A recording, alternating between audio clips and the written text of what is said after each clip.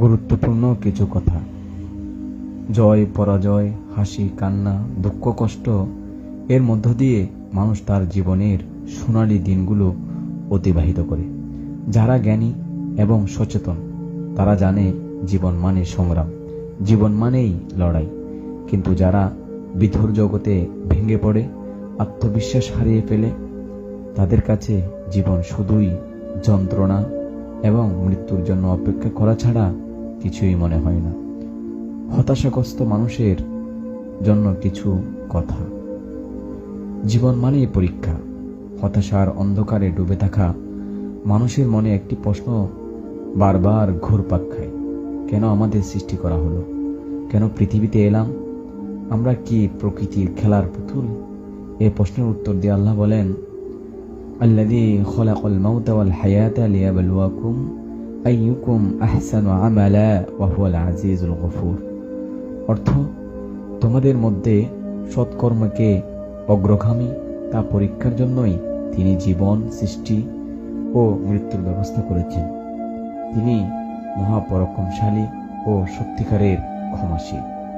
এ আয়াতে আল্লাহ বলেন, আমাদের এমনি এমনি দুনিয়াতে পাঠানো হয়নি। আমাদের পাঠানোর কারণ হলো আমরা কতটা সুন্দরভাবে আমাদের উপর অর্পিত কাজগুলো সমাপ্ত করতে পারি তা পরীক্ষা করে দেখা। আমরা যে কাজই করি না কেন আল্লাহর বাতলে দেওয়ার নিয়মে সমাপ্ত করতে পারলেই কেবল পরীক্ষায় পাশ করব এবং পুরস্কার হিসেবে অকল্পনীয় সুন্দর জান্নাত আল্লাহ আমাদের দান করবেন। সুবহানাল্লাহ।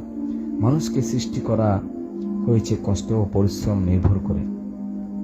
অনেক সময় প্রশ্ন জাগে, কেন আমাদের কষ্ট করে বাঁচতে হয়? জীবন মানের সংগ্রাম কেন?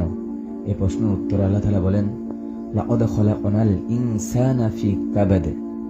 অর্থ, নিশ্চয়ই আমি মানুষকে কষ্ট ও পরিশ্রম নির্ভর করে সৃষ্টি করেছি। এই আয়াতের সহজ অর্থ হলো, জীবন মানেই কষ্ট এবং সংগ্রাম। মানুষ যতদিন বেঁচে থাকবে তাকে পরিশ্রম এবং কষ্ট করে বেঁচে থাকতে হবে। আমরা যে নিত্য খাওয়া দাওয়া আনন্দ ফুর্তি করি তা কি কম কষ্টের? যদিও আনন্দ ডুবে থাকার কারণে আমরা কষ্ট অনুভব করি না। আমাদের কষ্ট সেদিনই শেষ হবে যেদিন জীবন ঘড়িটা পুরোপুরি থেমে যাবে। আসলে কথাগুলো খুবই গুরুত্বপূর্ণ।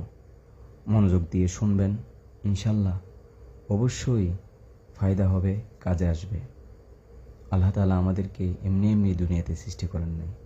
ইনশাল্লাহ সামনের ভিডিওতে আরও কিছু আপনাদের সাথে শেয়ার করব। আমি নিজে